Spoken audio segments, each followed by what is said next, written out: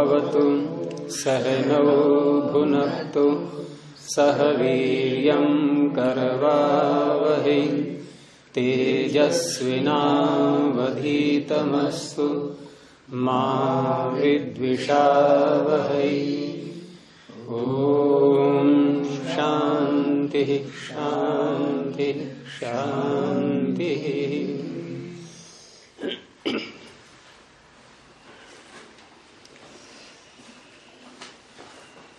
कुछ बताएंगे, पीछे का व्याख्या करेंगे थोड़ी यदुदेव जी।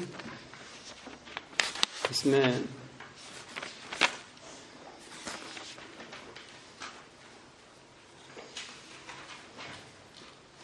प्रेत्य भाव के विषय में मिथ्या ज्ञान का स्वरूप जो इन्होंने वर्णन किया है उसकी व्याख्या करें। यहां से प्रेत्य भावे, इसी के पीछे वाला कल का पाठ।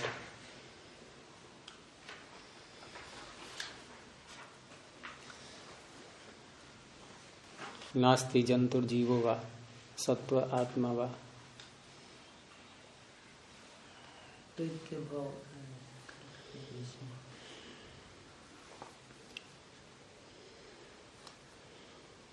अच्छा, प्रेत्य भाव अनंत शरीर।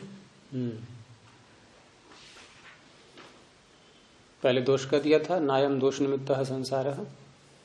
उसके बाद प्रेत्य भाव, नास्ति जंतुर्जीवो वा सत्व आत्मा वा यह प्रेयात प्रेत्य च भवेदिति। ये दो प्रेत्य भाव। नास्ति जंतुर्जीवो प्रेत्य भावो। प्रेत्य भाव कहते हैं, उसे मूल अर्थ होता पुनर्जन्म। प्रइत्य भाव, मरने के बाद, मृत्यु के बाद पुनर्जन्म। मरना फिर होना, अर्थात पुनर्जन्म। मरने के बाद पुनर्जन्म। नास्ति नहीं है, जंतुर जीव, कोई जंतु कोई जीव अथवा सत्य या आत्मा, ये सब एक ही के लिए। सत्व सत्व, कोई जंतु कोई जीव कोई सत्व कोई आत्मा, ऐसा नहीं है। प्रियात, जो मरे, मर के, प्रेत्य च, और मरने के बाद भवे, दोबारा हो। ऐसा कोई नहीं है जो मरे, मरने के बाद दोबारा जो है उसका जन्म हो। ऐसा जो मानता है, ऐसा जो मानता है वो मिथ्या ज्ञान हो गया। अनिमित्तम जन्म निमित्तो जन्मो परम।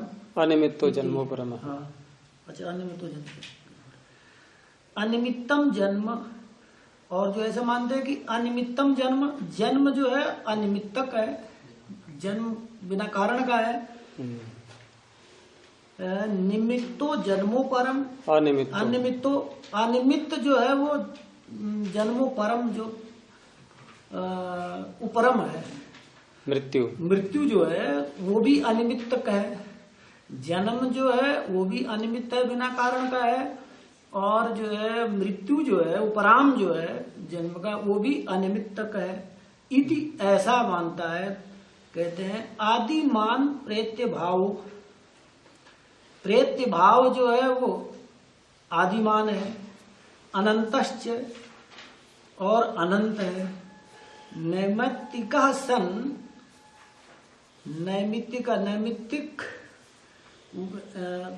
निमित्त वाला होता हुआ, कर्म निमित्त प्रेत्य भाव। अकर्म निमित्त। अच्छा, सन ये नैमित्तिक सन अकर्म निमित्त प्रेत्य भाव। में अकर्म निमित्त, कर्म का निमित्तक नहीं है प्रेत्य भाव। ऐसा यदि है तो उदाहरण, कर्म का निमित्तक नहीं, कर्म निमित्त नहीं है जिसका, कर्म से नहीं होता।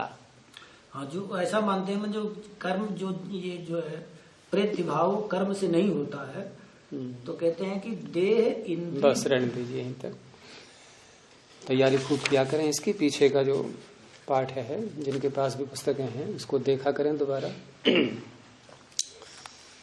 तो कल का विषय हमारा चल रहा था कि किन किन पदार्थों में हमारा कैसा कैसा मिथ्या ज्ञान हो जाता है। अब उसी को हम जब यथार्थ रूप में जानते हैं तो वो यथार्थ ज्ञान, वो तत्व ज्ञान किस स्वरूप वाला होता है उसको बता रहे हैं कि तत्व ज्ञानम तो खलु मिथ्या ज्ञान विपर्ययेण व्याख्यातम। यहीं से होगा ना आज का पाठ? नहीं, वो जो है कि ये चला था धर्म का तो हो गया था वो नहीं, ये तो मैंने बोल दिया था ना कि तत्व ज्ञान से मिथ्या ज्ञान हटता है, मिथ्या ज्ञानम अपैति, मिथ्या ज्ञान पाए दोषापयंती, ये हो गया था। अच्छा, तो तत्व ज्ञानम तो खलु, तत्व ज्ञान हम इन विषयों में किस प्रकार से समझेंगे? तो कहा कि बहुत सरल है, मिथ्या ज्ञान विपर्ययेण। पीछे जो मिथ्या ज्ञान बताया गया था उसका उल्टा कर दो, विपर्यय, उसको पलट देना। तो मिथ्या ज्ञान के विपर्यय से तत्व ज्ञान इनका व्याख्यात है, समझ लेना चाहिए। और फिर स्वयं समझा भी रहे हैं उसको, ऐसा नहीं कह करके छोड़ दिया हो। तो पहले आत्मा में क्या था मिथ्या ज्ञान? आत्मा, पिछली पंक्तियां ध्यान रखनी है सारी यहाँ पर। अनात्म भाव, आत्मा में मिथ्या ज्ञान था नास्ति इति, यह है शब्द कि आत्मा नहीं है। अब उसको हम विपर्य से बोलेंगे, उसको पलट करके बोलेंगे तो कैसे बोलेंगे? अस्ति, नास्ति का न हटा दो।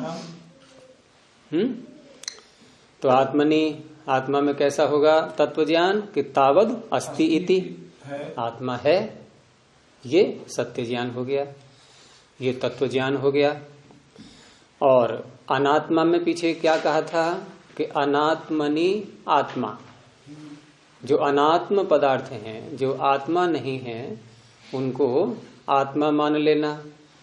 अब इसका विपर्य कैसे करेंगे? ये तो मिथ्या ज्ञान था अभी, अब इसका हम तत्व ज्ञान करने के लिए विपर्य कैसे करेंगे?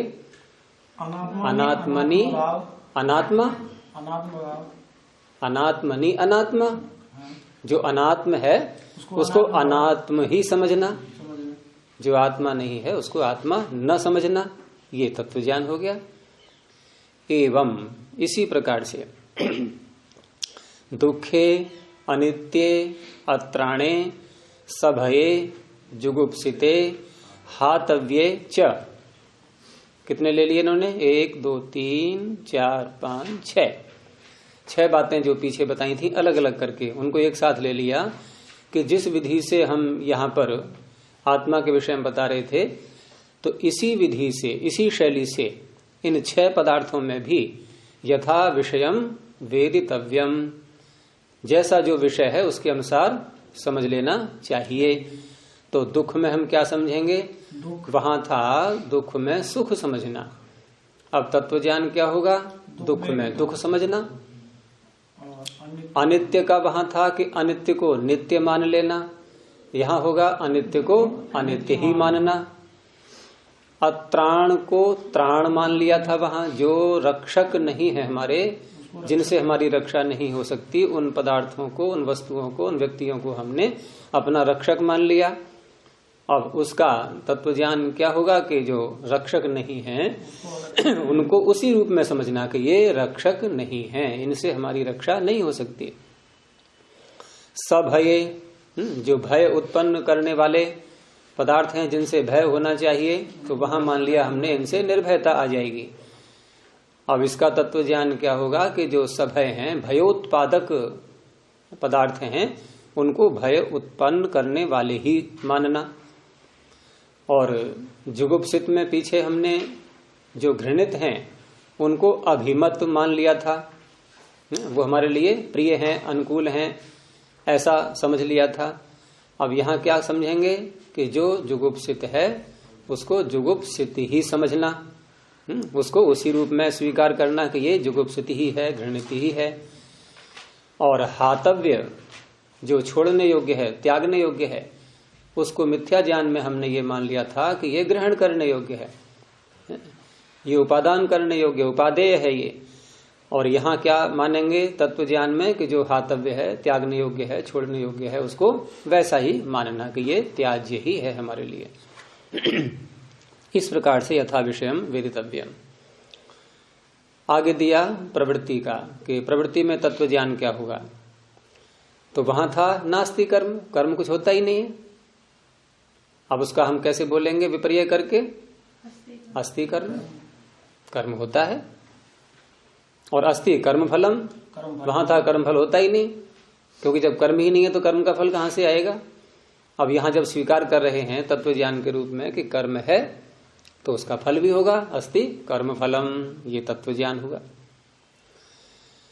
दोषेषु, दोषों में क्या बताया था पीछे कि नायम दोष निमित्त संसार, ये संसार दोषों से उत्पन्न नहीं होता, अर्थात दोष उसमें कारण नहीं बनते। तो ये मिथ्या ज्ञान था, क्योंकि जिस सूत्र की हम व्याख्या ये कर रहे हैं, चल रही है, वहां तो यही है कि दुख जन्म प्रवृत्ति दोष मिथ्या ज्ञाना नाम, दोष से ही जन्म हो रहा है। अब इसका तत्व ज्ञान क्या होगा। वहां था नास्ति नायम दोष निमित्त संसार, अब यहां नायम को हटा दो, दोष निमित्तोयम, न को हटा दो, दोष निमित्तोयम संसार, ये संसार दोष निमित्तक है, दोषों से उत्पन्न होता है। तो संसार का पता लग गया, ये किससे उत्पन्न होता है, दोषों से। संसार की उत्पत्ति दोषों से ही होती है। ये ठीक है कि संसार ईश्वर ने हमें सुख प्राप्ति के लिए बनाया है, मुक्ति की प्राप्ति के लिए बनाया है, लेकिन मुक्ति की प्राप्ति के लिए बनाया है तो प्राप्ति किसकी होती है, जो अप्राप्त है उसकी प्राप्ति होगी या जो प्राप्त है उसकी प्राप्ति होगी। तो इसका अर्थ है अभी तक हमें मुक्ति प्राप्त नहीं है ना। तो नहीं है, इसका अर्थ है हमारे अंदर दोष रह गए थे, वो निकल नहीं पाए थे, और इसीलिए ये संसार मिला। ये शरीर भी हमारा संसार है। ये शरीर रूपी संसार हमें कब मिला, दोष रहने से। तो संसार कैसा हो गया, दोष निमित्तक। तो हम यूं भी कहते हैं कि ये संसार अज्ञानियों की भीड़ है। तो ठीक है ना, बाकी ये संसार अज्ञानी मनुष्यों की भीड़ है कि नहीं है। ये अज्ञानी जीवात्माओं की भीड़ है, मनुष्य भी छोड़ो, ये अन्य सारी योनियां सब जीवात्मा ही तो हैं, इन सब की भीड़ संसार में दिख रही है हमें। मनुष्यतर योनियां भी सारी ले आ जाएंगी उसमें। तो ये संसार क्या है, ये मूर्खों का समूह है या नहीं है। अब इन्हीं मूर्खों के समूह में से जब कोई गौतम ऋषि की शरण में जाता है तो वो उसको पार कर देते हैं। अब वो मूर्ख नहीं रहेगा, और जब मूर्ख नहीं रहेगा तो उसके लिए ये संसार भी नहीं रहेगा, उसी को मुक्ति कहते हैं। तो दोष निमित्तोयम संसार इति। और प्रेत्य भाव के विषय में जो पीछे मिथ्या ज्ञान दिखाया था, अब उसको तत्व ज्ञान के रूप में दिखा रहे हैं कि प्रेत्य भावे खलु, वहां था नास्ति जंतुर जीवो वा सत्व आत्मा वा। अब कैसे बोलेंगे, अस्ति जंतुर जीवो जीवः सत्व आत्मा वा। अर्थात चार शब्दों से जो कहा जा रहा है इस चेतन सत्ता को आत्मा के लिए, तो वो जंतु कह लें या जीव कह लें या सत्व अथवा आत्मा, जैसे भी व्यवहार में आ रहा हो, ये है, इसका अस्तित्व है, ये नहीं है ऐसा नहीं कह सकते। और है तो फिर हम कह सकते हैं कि यह प्रेत्य भवेद इति, जो इस शरीर को छोड़ करके पुनः उत्पन्न हो, ऐसा सत्व ऐसा आत्मा है, उसका अस्तित्व है।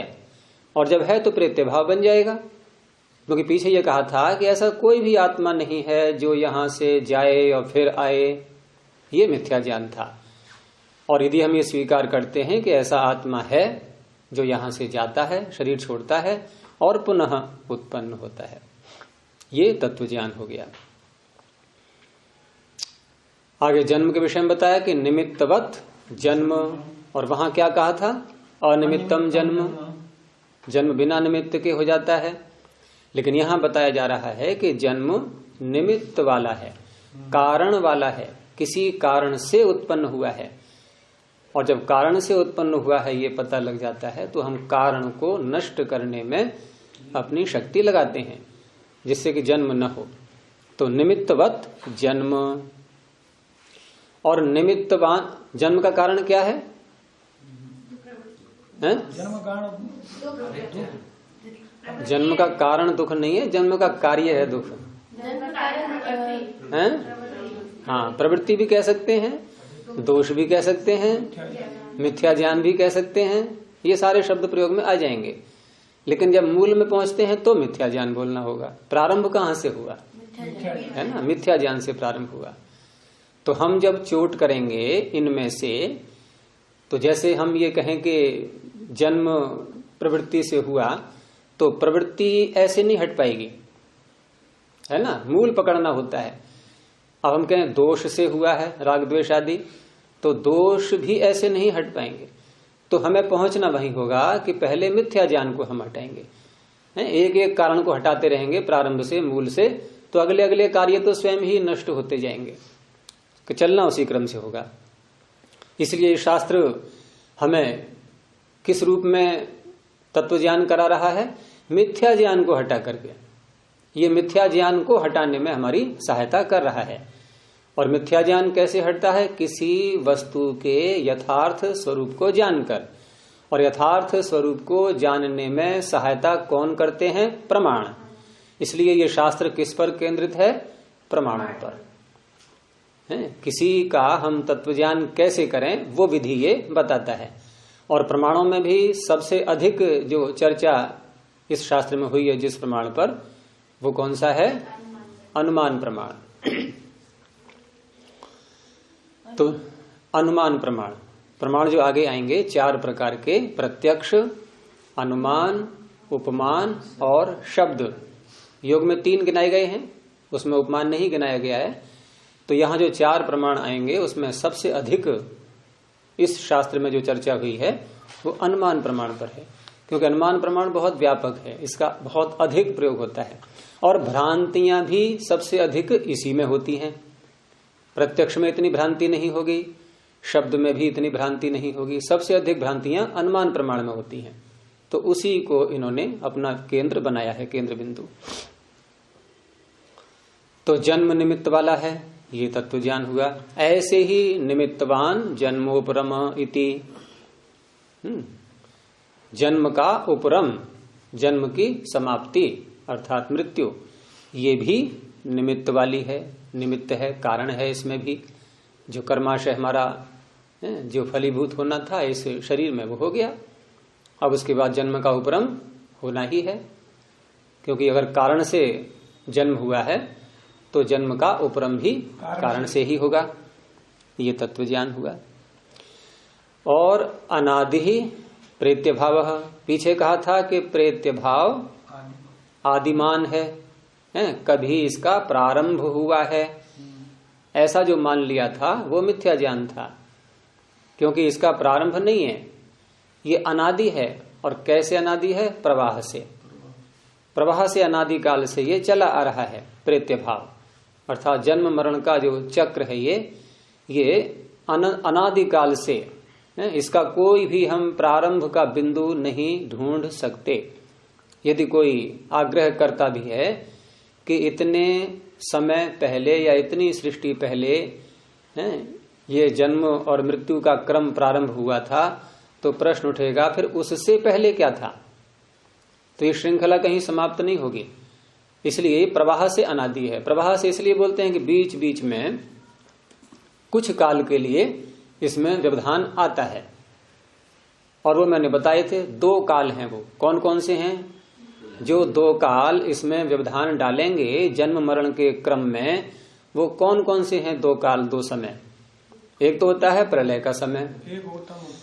प्रलय के समय में 4 अरब 32 करोड़ वर्ष तक ये जन्म और मृत्यु का क्रम रुक जाता है, लेकिन फिर प्रारंभ हो जाएगा। फिर प्रलय आएगी, फिर रुक जाएगा, फिर प्रारंभ हो जाएगा। तो ये बार बार जो प्रारंभ हो रहा है, ये जो क्रम है, ये प्रवाह, इस रूप में हम कहेंगे कि प्रवाह से ये अनादि है। प्रवाह का विच्छेद नहीं होगा। तो एक तो प्रलय में रुक जाता है ये क्रम, और दूसरा मुक्ति के काल में। मुक्ति का काल बहुत ही बड़ा है। उसको यदि हम वर्षों में गिनेंगे तो कितना बैठता है? वर्षों में गिनेंगे तो कितना बैठेगा? मानवीय वर्षों में, मानुष वर्षों में 31 नील 10 खरब 40 अरब वर्ष, इतना है ये। प्रलय का तो कितना था? 4 अरब 32 करोड़। अगर 4 अरब 32 करोड़ से भाग दोगे ना इस मुक्ति के काल को, 4 अरब 32 करोड़ से यदि हम भाग दें इस मुक्ति के काल को, तो क्या उत्तर आएगा? 72,000 आ जाएगा। किसने? आपने बोला 72,000 बैठेगा। क्यों? हमने 4 अरब 32 करोड़ लिए ना, प्रलय वाला, सृष्टि वाला जोड़ा नहीं था। सृष्टि में तो ये क्रम चल रहा है, जन्म मरण का चल रहा है कि नहीं? प्रलय में नहीं रहा था ये, तो प्रलय से हम जब भाग देंगे इसको, प्रलय के काल से, तो 4 अरब, ये 36,000 जो बोलते हैं ना हम लोग, 36,000 ये सृष्टि प्रलय दोनों को मिला करके है। अब इसमें से आधा भाग लेंगे हम तो संख्या 72 बन जाएगी। फिर 72,000 बार प्रलय, 72,000 बार, समझ में आ रहा है नहीं? 72,000 इतने बार जो है जब ये प्रलय हो जाएगी, यानी इतना समय प्रलय का, ये मुक्ति का समय है। इतना है तो कम चाहिए। मुक्ति के समय में मतलब क्या होता है? मुक्ति के समय जीवात्मा सांसारिक बंधनों से रहित रहता है, दुख का कभी भी उसको अनुभव हो ही नहीं सकता, और सदा ईश्वर के आनंद में रहता है। और जहां जहां भी जाना चाहता है सारे ब्रह्मांड में, जहां भी उसको ईश्वर के कर्तृत्व, उसकी रचना देखने के लिए इच्छा उत्पन्न हुई, तो वहां वहां वह ईश्वर उसको क्षण भर में ही वहीं पहुंचाता है।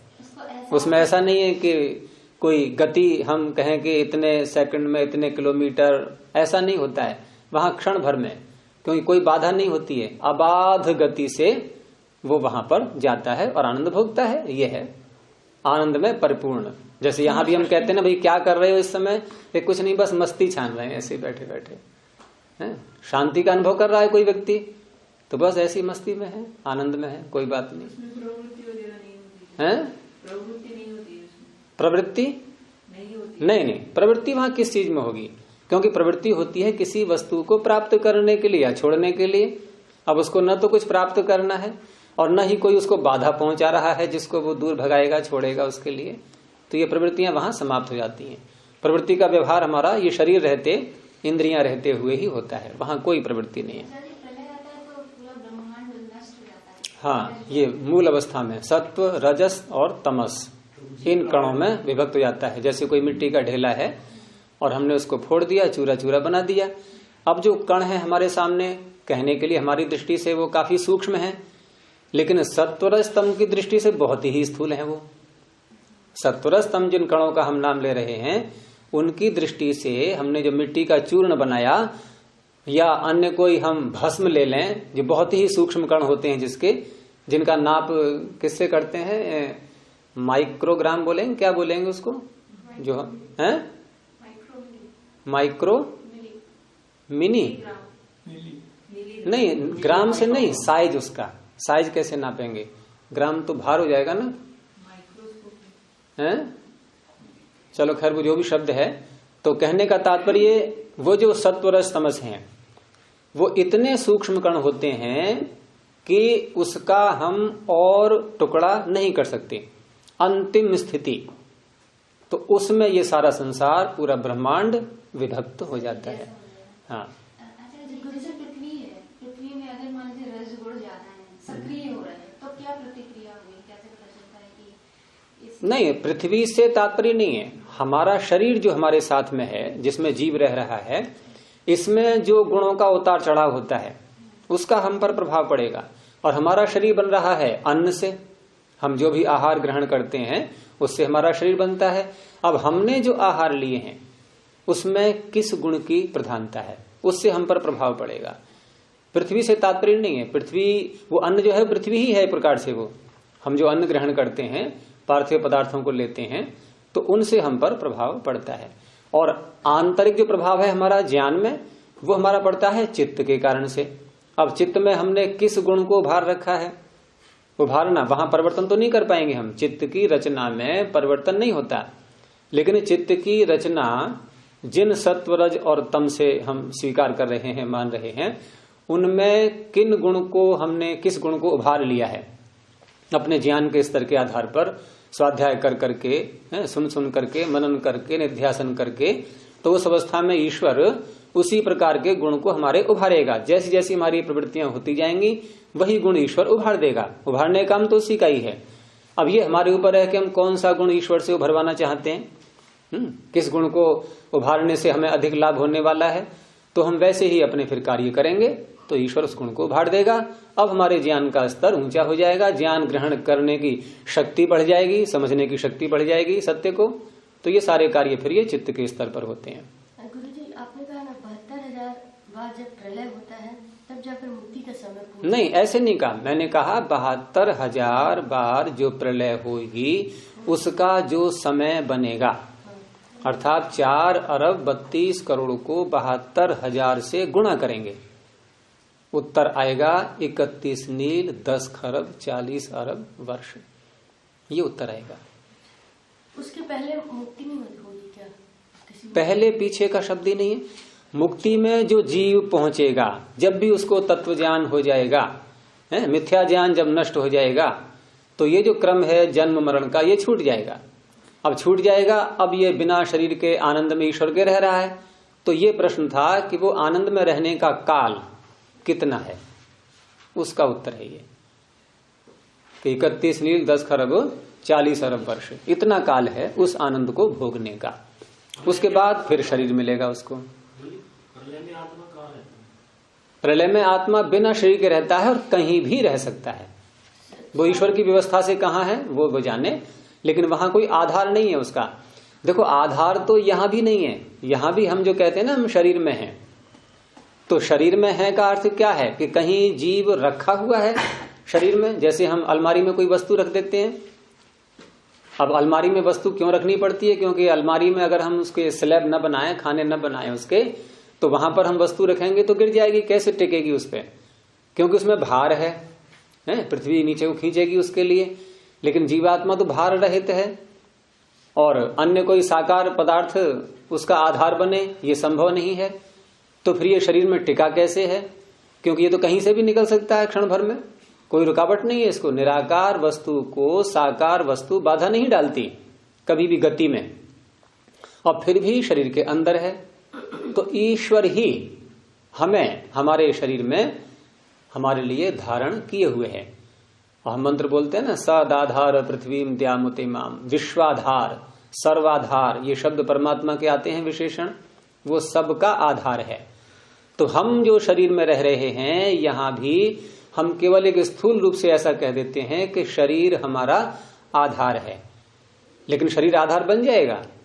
किसी जल को हम कपड़े में लेना चाहें और गठरी बनाना चाहें, उसकी बन जाएगी, क्योंकि जल सूक्ष्म है वस्त्र से, वो टपक जाएगा, निकल जाएगा। अब जीव है सबसे सूक्ष्म, ये तो मैंने मोटा उदाहरण दिया। अब शरीर तो बहुत ही स्थूल है जीव की दृष्टि से। तो जीवात्मा के लिए क्या शरीर रोक पाएगा कहीं निकलने के लिए? कहीं से भी निकल जाएगा वो तो। लेकिन कहाँ गति होनी है, किधर निकलना है, कब निकलना है, कहाँ से आना है, ये सारी व्यवस्था ईश्वर के हाथ में है। ईश्वर का ही हम पर अर्थात जीवात्मा पर नियंत्रण है।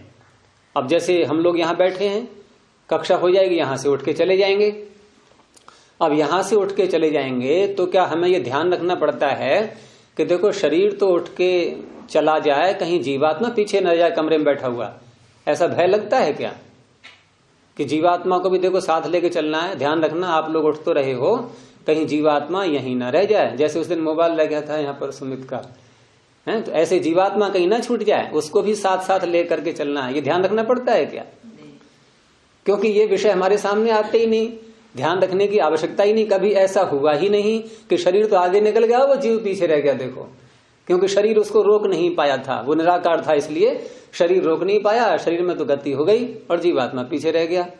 ऐसा नहीं होता कभी, क्योंकि जब तक हमारा कर्माशय है, जब तक परमात्मा को रखना है इस शरीर में, कर्माशय का फल देना है, तब तक इस शरीर में जीवात्मा को परमात्मा धारण किए रहेगा।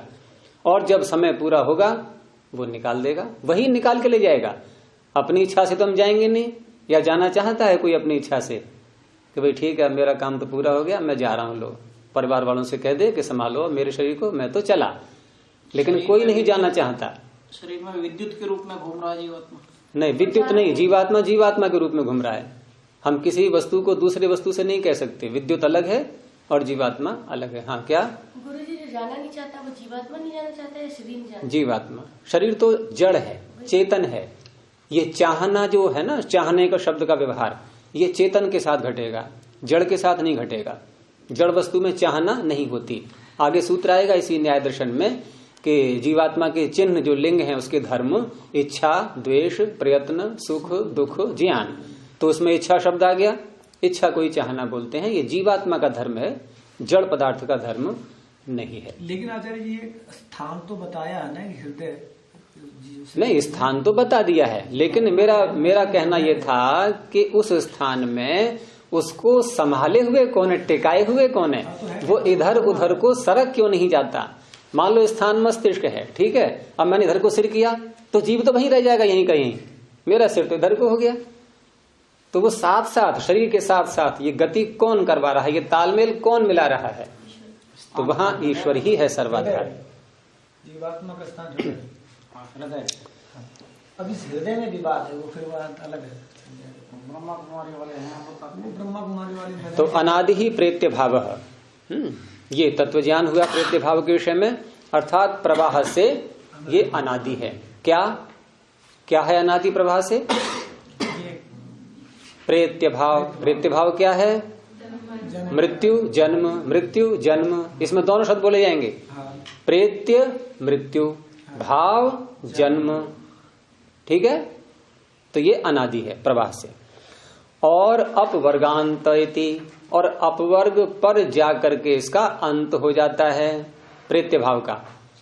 अब आपको प्रश्न उठेगा ये कि जब हमने किसी को ये कहा कि प्रवाह से अनादि है, तो जो प्रवाह से अनादि होगा वो प्रवाह से अनंत भी होगा, ये सिद्धांत है। ये संभव नहीं है कि प्रवाह से तो अनादि हो, है अनादि में तो हमने बोल दिया कि ये प्रवाह से अनादि चला रहा है, और जब अंत करने की बात आई तो कह दिया कि हाँ ये यहां जाकर के इसकी समाप्ति हो जाएगी। तो ऐसा नहीं होता है। फिर ये क्यों कहा गया कि अनादि ही प्रेत्य भाव अपवर्गांत, अपवर्ग पर जाकर के इसका अंत हो जाता है। तो उसका तात्पर्य है कि ये शास्त्र जिस बात को बता रहा है कि देखो ठीक है, तुम्हारा जन्म मरण का क्रम पीछे से कब से चला रहा है नहीं पता है, किसी को नहीं पता कब से चला रहा है तो प्रवाह से ही अनादि वो। लेकिन ये जो क्रम चल रहा है वर्तमान का, अर्थात पीछे हम इस क्रम से कब टूटे हुए थे इसका हमें नहीं पता, लेकिन आगे का हम पता कर सकते हैं। ये शास्त्र यही समझा रहा है कि आगे यदि अपवर्ग के हम अधिकारी बन गए तो ये क्रम हमारा टूट जाएगा, लेकिन वो ध्यान रखना है कि कितने काल तक टूटेगा, वो मैंने बता ही दिया पहले, जो मुक्ति का काल है वहां तक। तो ये केवल एक औपचारिक कथन है ये, लेकिन वास्तविक रूप में हम क्या समझे हुए हैं, जो हमें समझना चाहिए कि प्रवाह से ये अनंत भी है, अपवर्ग के बाद फिर हमें मिलेगा शरीर। तो उसके लिए अन्य शास्त्र बहुत सारे प्रमाण मिलते हैं उसमें, अन्य शास्त्रों में भी। तो अनादि ही प्रेत्य भाव अपवर्गांत इति। आगे नैमित्तिक सन प्रेत्य भाव प्रवृत्ति निमित्त इति। पीछे कहा था कि अनैमित्तिक है, बिना किसी निमित्त के ही ये प्रेत्य भाव हो जाता है। लेकिन यहाँ तत्वज्ञान क्या बनेगा उसका कि नैमित्तिक सन, निमित्त वाला होता हुआ, अर्थात निमित्त से ही होता है ये प्रेत्य भाव। और निमित्त क्या है उसका, तो अभी पीछे क्या बताया था, आप में से किसी ने, बेटी ने बोला था कि प्रवृत्ति है, तो प्रवृत्ति हम बोल सकते हैं। और जड़ में हम बोलेंगे मूल में तो मिथ्या ज्ञान, अर्थात मिथ्या ज्ञान इसका निमित्त है। किसका? प्रेत्य भाव का। जन्म मरण का जो कारण है मूल, वो मिथ्या ज्ञान है। इसी मिथ्या ज्ञान को योग में अविद्या शब्द से कहा है, जिसको हम बोलते हैं ना अविद्या। तो योग में वहां पर अविद्या शब्द से भी कहा है और विपर्यय शब्द से भी कहा है। विपर्ययो, सूत्र बोलो, विपर्ययो मिथ्या ज्ञानम है, सूत्र नहीं है। मिथ्या ज्ञान क्या है? विपर्यय, विपर्ययो मिथ्या ज्ञानम अतद रूप प्रतिष्ठम। तो उसी को वहां पर अविद्या शब्द से कहा है। फिर आगे व्याख्या अविद्या के रूप में हुई है। फिर तो ये निमित्त वाला हुआ। और दूसरा सात्मकः सन, पीछे जो कहा था कि केवल देह इंद्रिय बुद्धि वेदना इनका जो संतान है और इनका जो उच्छेद है प्रतिसंधान है इनका, बस इसी के आधार पर हमारा जन्म मरण चलता है। उसमें आत्मा नाम का कोई तत्व नहीं होता, निरात्मक पीछे बोला था, मिथ्या ज्ञान का जब स्वरूप बता रहे थे। अब यहां तत्व ज्ञान के विषय में, तो तत्व ज्ञान में क्या बनेगा स्वरूप? सात्मकः, सात्मकः सन, अर्थात आत्मा सहित होता हुआ। क्या होता हुआ? देह इंद्रिय बुद्धि वेदना संतान, इनका उच्छेद और प्रतिसंधान, उच्छेद प्रतिसंधानाभ्याम प्रवर्तते इति। अर्थात ये जो देह इंद्रिय बुद्धि वेदना का जो एक संतान विस्तार प्रवाह जो चल रहा है, इसका उच्छेद हो जाना और इसका प्रतिसंधान जुड़ जाना। लेकिन ये उच्छेद और प्रतिसंधान ये आत्मा के रहते हुए ही होंगे, आत्मा के न रहते हुए नहीं होते हैं। यानी आत्मा इनमें जुड़ा हुआ है। अगर उच्छेद हुआ है देह इंद्रिय आदि का, तब भी उसमें आत्मा था, और आगे जब इनका प्रतिसंधान होगा, ये फिर देह इंद्रिय आदि मिलेंगे, वहां फिर आत्मा होगा। इसलिए यहां तक स्वीकार किया गया है शास्त्रों में कि जब जीव जन्म होता है, तो हम तो जन्म बोलते हैं कि जब मां के गर्भ से बाहर निकल करके आता है तो हमने कहा कि जन्म हुआ। लेकिन ये जन्म इस समय का जन्म नहीं है, ये तो केवल व्यवहार की दृष्टि से हमें जब शरीर दिखाई दे गया तब से हमने जन्म को स्वीकार किया है। लेकिन जन्म तो उसका तभी हो गया था जब मां के गर्भ में जीव आ गया था, और मां के गर्भ में जीव के आने का जो समय होता है वो वही होता है गर्भाधान की प्रक्रिया में। वहां यही शास्त्रों ने स्वीकार किया है, ऋषियों ने, क्योंकि वहां यदि हम आत्मा की उपस्थिति नहीं मानेंगे तो वहां सांख्य दर्शन में ये आया हुआ है कि पूति भाव प्रसंग, वहां गर्भ नष्ट हो जाएगा, सड़ जाएगा, गिर जाएगा, कुछ भी हो सकता है अगर आत्मा वहां पर नहीं है तो इस प्रकार से आत्मा का शरीर में आना ये उसी क्षण से प्रारंभ हो जाता है, वहीं से उसका भोग भी प्रारंभ हो गया।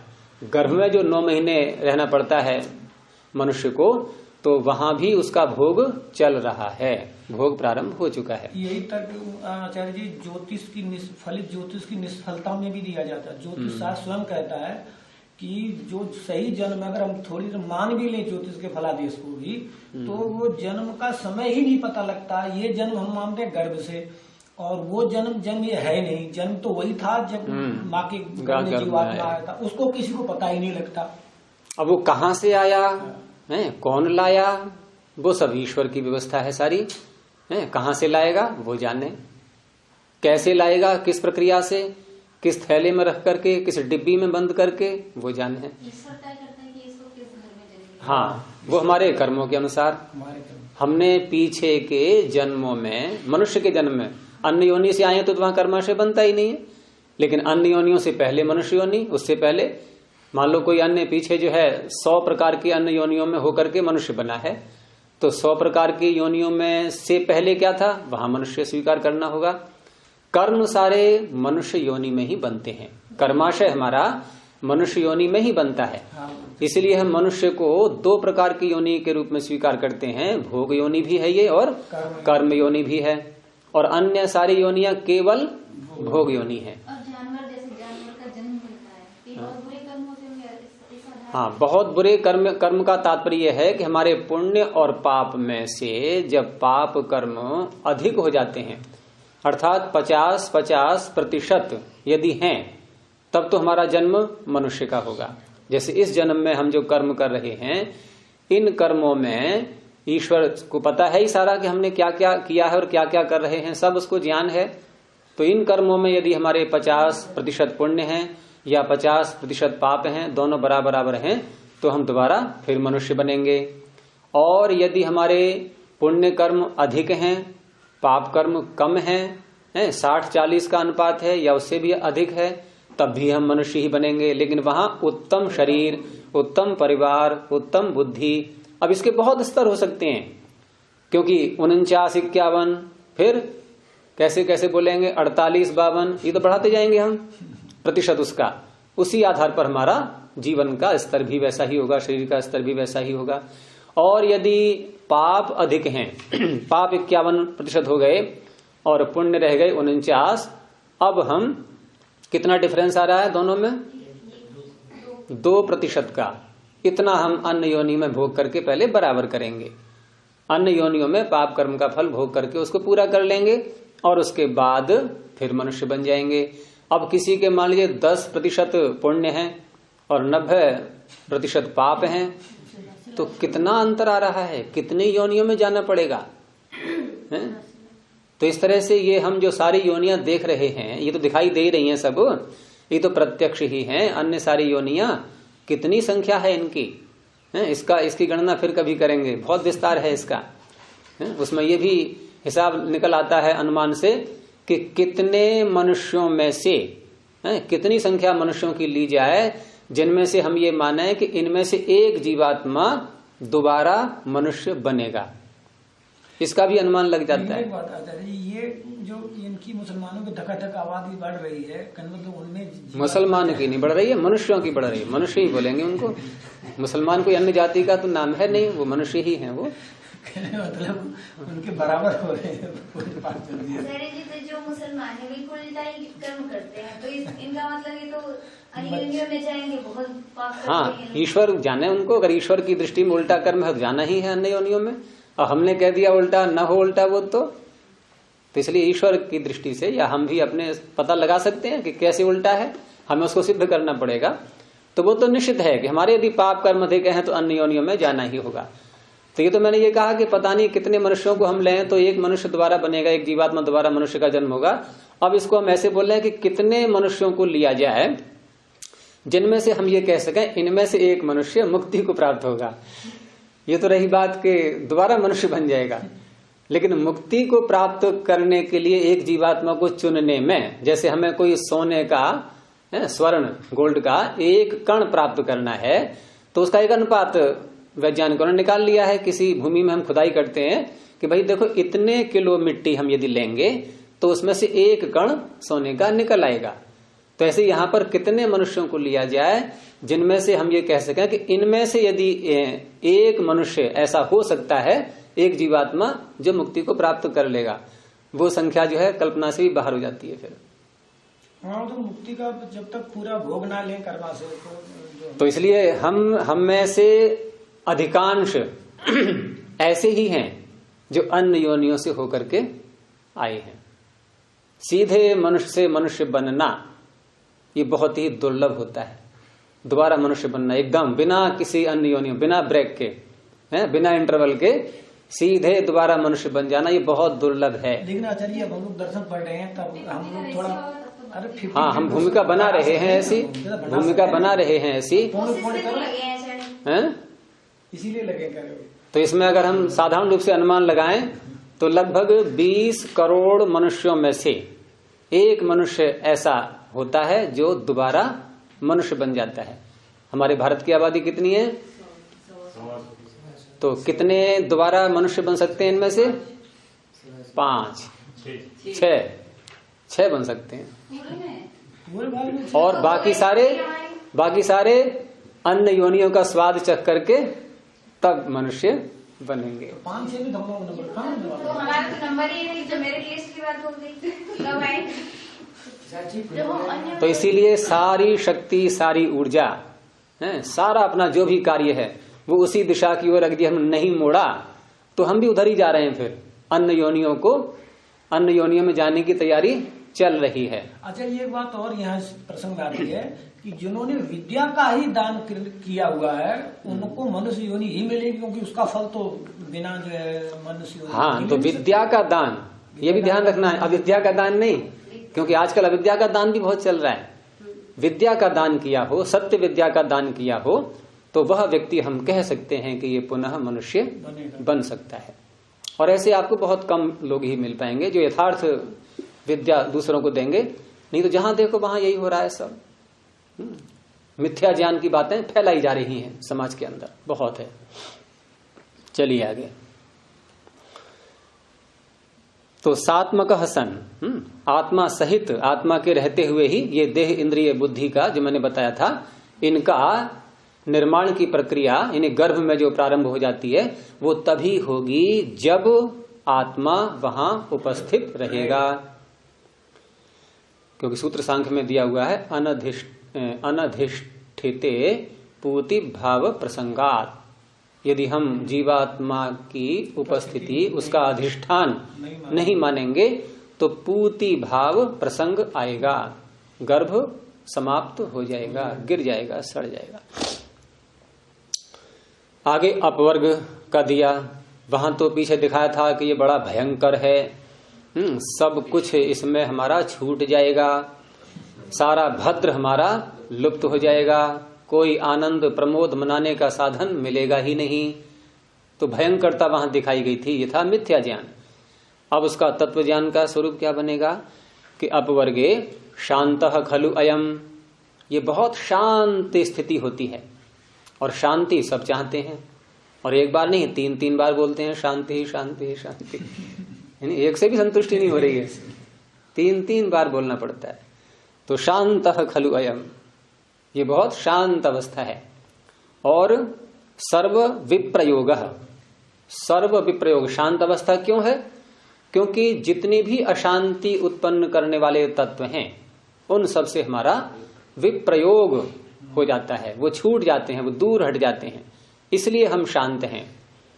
और सर्वोपरमः, सर्व उपरमः, सारे कार्यों की समाप्ति। हम रात दिन जो कार्यों में लगे हुए हैं, क्यों लगे हुए हैं? हम रात दिन कार्यों में इसलिए लगे हुए हैं कि कुछ तत्व, कोई वस्तु ऐसी है जो हमें मिल नहीं पा रही है। जैसे कोई कमरे में किसी खोई हुई वस्तु को ढूंढ रहा है तो छान मारेगा हर वस्तु के लिए, और वस्तु है बहुत आवश्यक, बिना उसके उसका काम चल नहीं रहा है। तो एक एक वस्तु को अलमारी में देखना, बॉक्स ट्रंक में देखना, इधर देखना उधर देखना, बहुत बारीकी से देखना, बार बार देखना, उसको चैन नहीं पड़ रहा, क्योंकि चाहिए उसके लिए वो, तो वो लगा रहेगा लगा रहेगा लगा रहेगा। यही स्थिति हमारी है। हम संसार में रात दिन व्यस्त हैं। क्यों व्यस्त हैं? क्योंकि कुछ तो है जो हमारा छिन गया है, जो हमारा खो गया है, हम उसको ढूंढने में लगे हुए हैं लगातार। तो वही यहां पर कह रहे हैं कि सर्वोपरम, अब ये ऐसी स्थिति है अपवर्ग की कि यहां अब सारी प्रवृत्तियां हमारी समाप्त हो गई हैं, विराम लग चुका है, उपरम, समाप्ति हो गई। क्यों? कि जो हमें ढूंढना था, जिसके लिए हम बेचैन थे, वो हमें प्राप्त हो गया है, मिल गया है। तो सर्वोपरम अपवर्ग, ऐसा है ये अपवर्ग। और बहुच कृच्छ्रम घोरम पापकम लुप्यते, और यहां इस अवस्था में आकर के बहुत सारा कृच्छ्र माने कष्टदायक, घोर, भयंकर है, जो पाप कर्मों का समूह है हमारा, वो सब समाप्त हो गया है। पापकम लुप्यते सूत्र आएगा योग दर्शन में, जहां धर्म समाधि की बात आती है, वहां उसके आगे ही सूत्र है, ततः क्लेश कर्म निवृत्ति ही। सारे क्लेश, सारे कर्म सब समाप्त हो जाते हैं, तो सब कुछ लुप्त हो जाता है। घोरम पापकम लुप्यते इति। इसलिए कथम बुद्धिमान सर्व दुखोच्छेदम सर्व दुखा संविदम अपवर्गम न रोचयेत। और वहां ये बताया था मिथ्या ज्ञान में कि कौन ऐसा बुद्धिमान होगा जो इस अपवर्ग को चाहेगा, जिस अपवर्ग में हमारा सब कुछ छिन जाना है। तो कौन बुद्धिमान? वो भी अपने को बुद्धिमान समझ रहा है। जो मिथ्या ज्ञान से ग्रस्त है वो कह रहा है कि मैं बुद्धिमान हूं, इसीलिए मैं अपवर्ग को नहीं चाहता, क्योंकि वहां तो कुछ रहेगा ही नहीं। और ये भी कह रहा है देखो मैं बुद्धिमान, यहां भी बुद्धिमान शब्द का ही प्रयोग किया है, लेकिन ये वास्तविक बुद्धिमान है। अब वो केवल मान्यता थी उसकी, मैं बुद्धिमान हो गया हूं। तो कौन ऐसा बुद्धिमान है जो सर्व दुखोच्छेदम, सारे दुखों का जहां उच्छेद हो जाता है, समाप्ति हो जाती है, ऐसे अपवर्ग को, सर्व दुख असंविदम, जहां किसी भी दुख का अनुभव नहीं होता, ऐसे अपवर्ग को न रोचयेत, अच्छा न माने, रुचिकर न माने। ऐसा कौन बुद्धिमान होगा? अर्थात बुद्धिमान यदि है तो अवश्य ही चाहेगा। उदाहरण दिया, तद यथा मधु विष संपृक्तान्नम अनादेयम इति। जैसे कोई बहुत ही स्वादिष्ट भोजन है, मधु कहते हैं, बहुत ही अच्छा मधुर भोजन है, मान लीजिए बहुत ही अच्छा लगता है, हमारे लिए अनुकूल है, और उसमें विष की एक बूंद मिला दी जाए, अब वो भोजन कैसा हो जाएगा? त्याज्य या आदेय? त्याज्य हो जाएगा।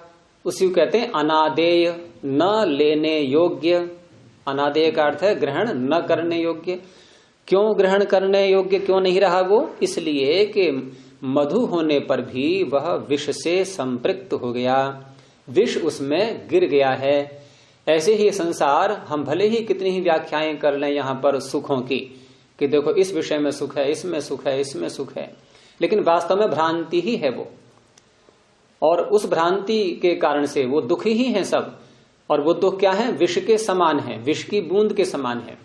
हम थोड़ा बहुत सुख मान भी लें, लेकिन विष की बूंद मिला होने के कारण से वो सुख भी त्याज्य होते हैं। दुखम एवं सर्वम विवेकिनः, सांख्य में भी आता है ये कि न तथा सुखाद अभिलाषः। और ये भी है सूत्र, कुत्रापि कोपि सुखीति। कहीं भी देखते हैं हम तो कहीं कोई सुखी दिखाई नहीं देता। वो भले ही दूसरों को बहकाने के लिए या अपने को एक संतुष्ट करने के लिए कहते हैं, हाँ भाई मैं आराम से रह रहा हूं। किसी से पूछते हैं ना कैसी कट रही है जीवन, कैसे चल रहा है? बात आराम से चल रहा है, बिल्कुल कोई चिंता नहीं। लेकिन उसे पता है मेरे क्या क्या चिंताएं हैं, वो सब जान रहा है। लेकिन दूसरों से क्या कहा जाए? दूसरा कोई दूर कर दे तो कहा भी जाए, नहीं तो ये कहेंगे ठीक चल रहा है बस। फोन पर कहते हैं लोग कैसे हैं? हाँ भाई कुशल से हैं, बिल्कुल कुशल से हैं। अब ये तो वो जानता है कितने कुशल से है कौन। बात करने के बाद कर देता ना व्यक्ति, तो बहुत कुशल से। तो मधु विष संपृक्तान्नम अनादेयमिति। एवं इसी प्रकार से सुखम दुखानुशक्तम अनादेयम। अब यहां घटा रहे हैं ये, किसी प्रकार से इस संसार में भी जिन जिन को हमने सुख माना है वो सारे ही सुख कैसे हैं? दुख से मिले हुए हैं। तो योग दर्शन में सूत्र आएगा जो बहुत ही व्यापक और प्रसिद्ध मुख्य सूत्र है कि परिणाम ताप संस्कार दुखैर गुण वृत्ति विरोधाच्य दुखम एवं सर्वम विवेकिनः। वहां 4 प्रकार के दुख बताए हैं, परिणाम दुख, ताप दुख, संस्कार दुख, और चौथा है गुण वृत्ति विरोध दुख। और ये गुण वृत्ति विरोध दुख ये बहुत ही व्यापक है, तो उनकी व्याख्या वहीं करेंगे उसी समय में जब सूत्र आएगा। यहाँ केवल संक्षेप में इतना बता रहे हैं ये कि ये जो सुख जिसको हम मानते हैं संसार में कि ये सुख है, ये सुख है, हम पदार्थों में सुख देख रहे हैं, भोगते भी हैं, अनुभव करते भी हैं, लेकिन इनमें अंदर दुख की मात्रा मिली हुई है। हम कुछ काल के लिए भूल जाते हैं। जैसे मैंने कल परसों उदाहरण दिया था उसका कुत्ते का, कि वो समझ रहा है कि इस टुकड़े में, अस्थि के टुकड़े में ही रस आ रहा है, लेकिन वो रस तो उसके शरीर की क्षीणता हो रही है, वो रक्त निकल रहा है उसमें से आ रहा है, और वो भूल से कुछ और ही मान बैठा है। तो ऐसे ही हम भी विषयों को भोगते समय जो सुख का अनुभव करते हैं, लेकिन वो सुख का अनुभव करना वो भी हमारी भ्रांति ही है, वहां भी दुख का मिश्रण हो रहा है, हमारी ही सारी शक्ति क्षीण हो रही है, हमारा ही समय उसमें व्यतीत हो रहा है। उस समय का प्रयोग हम किसी अन्य उत्तम कार्य के लिए कर सकते थे, लेकिन हमने वहां गंवा दिया। तो ये दुख ही है हमारे लिए, जो समय हमारे हाथ से निकल जाता है वापस लौट करके फिर नहीं मिलता। तो एक एक क्षण मनुष्य जीवन का अमूल्य है। इसलिए हमें इन सब पदार्थों की वास्तविकता को समझ करके क्या करना है क्या नहीं करना है शीघ्र निर्णय करके उस दिशा की ओर आगे बढ़ते रहना चाहिए। आज की कक्षा को यहीं समाप्त करते हैं। ये सूत्र पूरा हो गया है दूसरा, और आगे इसलिए वाक्य आ रहा है, इति द्वाभ्याम सूत्राभ्याम विषय प्रयोजन संबंध प्रकरणम। अर्थात इन 2 सूत्रों के द्वारा, अभी हम 2 सूत्रों को पार कर पाए हैं, दोनों सूत्र सबको याद हो गए हैं ये हैं? तो सूत्र याद क्यों नहीं हो पा रहे? बहुत 2 ही तो थे ये। चलो आज मिल जाएगा, उसको ले लेना। तो ये जो है इन 2 सूत्रों के द्वारा क्या विषय रखा गया था? तो बताया कि विषय प्रयोजन संबंध। एक तो विषय बताए इन्होंने कि प्रमाण प्रमेय आदि के इन विषयों पर हम चर्चा करेंगे, वो गिना दिए। और फिर उसका प्रयोजन भी बताया कि हम सब ये क्यों कर रहे हैं। क्या बताया था प्रयोजन? निःश्रेयस की प्राप्ति के लिए, अपवर्ग की प्राप्ति के लिए। और फिर इनका आपस में संबंध, विषय का और प्रयोजन का। तो ये प्रकरण इन 2 सूत्रों के द्वारा समाप्त हो गया है। प्रणव ध्वनि।